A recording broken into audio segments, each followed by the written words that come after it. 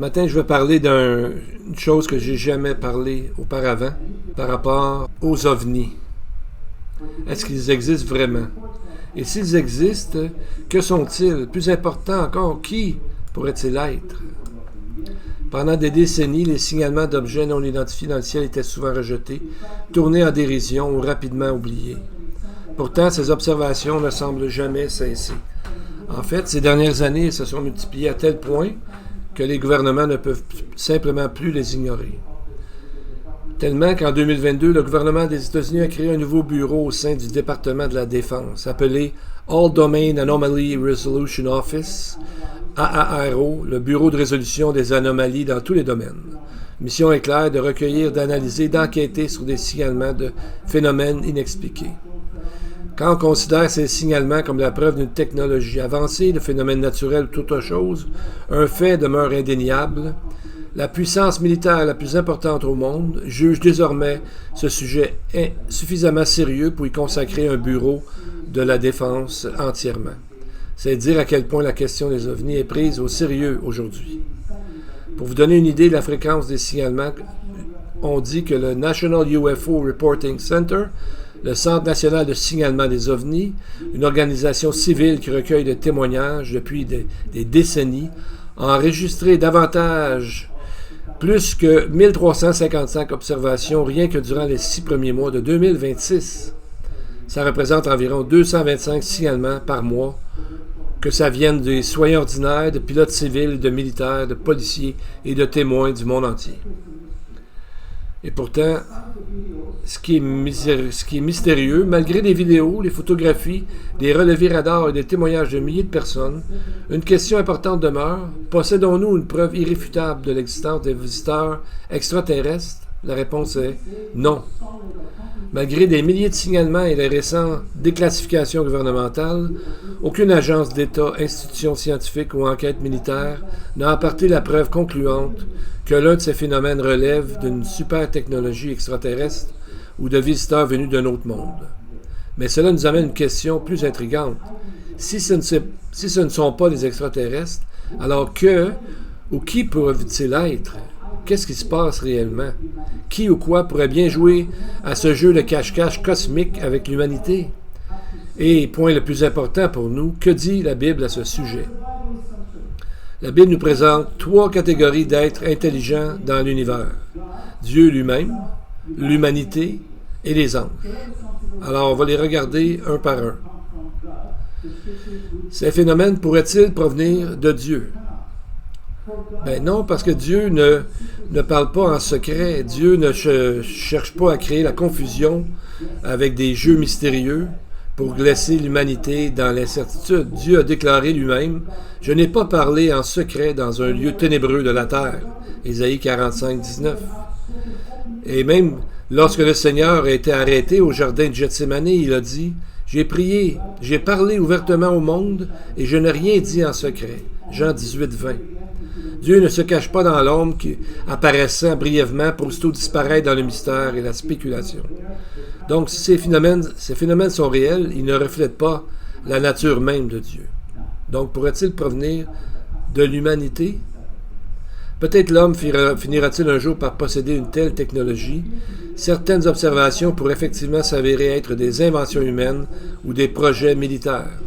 Mais ces nombreux témoignages décrivent des caractéristiques qui semblent dépasser de loin nos capacités connues par le public. Si l'on prend les récits au pied de la lettre, il semble rester une seule catégorie, ce serait que cela vient du monde angélique, que la Bible appelle les anges déchus, les démons. Ça ne vient pas des anges qui servent Dieu ouvertement et fidèlement. Cela soulève une perspective qui donne à réfléchir. Certaines de ces manifestations pourrait-elle représenter une tentative de semer la confusion, de tromper et d'égarer l'humanité? Pourrait-elle préparer le monde à chercher le salut, la direction ou la paix suprême, mais en s'adressant à la mauvaise source et non à Dieu? Ce sont de sérieuses questions et peut-être plus que jamais méritent d'être examinées à la lumière des Écritures. La Bible évoque à maintes reprises un monde spirituel peuplé à la fois d'anges saints et d'anges déchus. Par exemple, Éphésiens 6, 12. Nous n'avons pas à lutter contre la chair et le sang, mais contre les dominations, les autorités, les princes de ce monde de ténèbres, contre les esprits méchants dans les lieux célestes. La Bible présente un univers bien plus spirituel que ne le permet le matérialisme moderne. Il existe des êtres spirituels. Il existe des puissances et des principautés.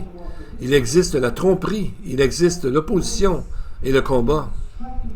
Et ce qui est particulièrement frappant, c'est ceci. Si ces phénomènes d'ovnis sont réels et si certaines de nos observations ne peuvent s'expliquer par des moyens conventionnels, ils s'inscrivent donc remarquablement bien dans le cadre de certaines prophéties concernant la fin des temps. Les Écritures nous avertissent à plusieurs reprises que la tromperie sera l'une des caractéristiques marquantes des derniers jours. En évoquant la venue de l'Antichrist, Paul écrit, 2 Thessaloniciens 2,9, « L'apparition de cet impie se fera par la puissance de Satan, avec toutes sortes de miracles, de signes et de prodiges mensongers. » Remarquons les mots, les puissances, signes, prodiges mensongers. Pas simplement des fausses idées, ni des faux enseignements, mais des manifestations surnaturelles destinées à tromper. La Bible nous dit aussi que Satan se déguise en ange de lumière, 2 Corinthiens 11, 14. Apocalypse ajoute le diable et Satan, celui qui séduit toute la terre, Apocalypse 12, 9. Est-ce que ce serait là l'une de ces méthodes? Certains de ces phénomènes pourraient-ils faire partie d'une tromperie visant à préparer l'humanité à chercher les réponses, le salut ou la délivrance dans le ciel, mais auprès de la mauvaise source? Ce qui rend cette hypothèse encore plus intéressante, c'est que ces phénomènes s'accompagnent souvent de leurs propres messagers et défenseurs qui présentent les visiteurs extraterrestres comme des gens bienveillants et éclairés, susceptibles de nous donner une solution à nos problèmes de société, de l'humanité. Prenons par exemple le récent retour de Steven Spielberg qui a fait un film en anglais qui s'appelle Disclosure Day. Je ne sais pas en français. Dans ce film, les extraterrestres ne sont pas dépeints comme des envahisseurs, mais comme des êtres pacifiques, évolués, qui ont été cachés du public, mais dont la révélation nous donne un message d'espoir et de paix. Cela s'inscrit dans la continuité d'un thème que Steven Spielberg avait exploré des décennies plus tôt dans le film Rencontre du troisième type et E.T. l'extraterrestre. Non pas la peur des visiteurs, mais la confiance en eux. N'est-ce pas intéressant de constater que ces films sortent à une époque où les prophéties bibliques commencent à s'accomplir et où l'Évangile est proclamé? Et c'est la deuxième fois que ça se produit. Souvenons-nous qu'à la fin des années 70 et au début des années 80, alors que la culture populaire connaissait un engouement sans précédent pour les extraterrestres, l'Évangile progressait avec puissance. Le mouvement, le peuple de Dieu, Jesus People, amenait des milliers de jeunes à la foi au Messie. Les églises bibliques et les ministères évangéliques connaissaient une croissance remarquable. Le mouvement juif messianique moderne voyait également le jour et commençait à se développer à une vitesse étonnante. De nombreux historiens ont qualifié ce phénomène de plus grand mouvement de conversion de juifs à la foi en Jésus depuis le 1er siècle. Aujourd'hui, alors que nous voyons de merveilleuses prophéties bibliques s'accomplir sous nos yeux, la fascination pour les ovnis refait surface. Si les gens croient que ces êtres viennent sauver le monde, alors qui a encore besoin de Jésus? Il pourrait bien s'agir de l'une des plus grandes tromperies que ce monde a connues ou connaîtra, et ce n'est qu'un début. Si les ovnis sont réels, ils correspondent tout à fait à la stratégie de ces êtres maléfiques qui consiste à travailler dans le noir et à ne jamais déclarer ouvertement qui ils sont exactement. Devons-nous nous attendre à une augmentation de ce type d'observation? La réponse est très probablement oui. Alors que nous approchons de la toute fin des temps, la Bible nous dit, dans Apocalypse 12, verset 12, « Malheur à la terre et à la mer, car le diable est descendu vers vous, animé d'une grande colère, sachant qu'il ne lui reste que peu de temps. » Satan utilisera tout ce qui est en son pouvoir pour tromper et semer la confusion.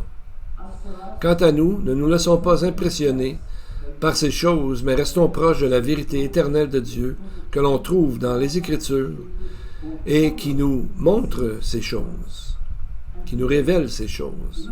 Et aujourd'hui, pour notre étude, nous examinerons le domaine du monde spirituel. Nous verrons comment le Seigneur a fourni une armure si merveilleuse et complète qui nous protégera de n'importe laquelle de ces flèches enflammées, comme on les appelle dans le texte, qui viennent du monde spirituel maléfique. Nous examinerons la guerre invisible, qui est le sujet et le titre de cette étude aujourd'hui.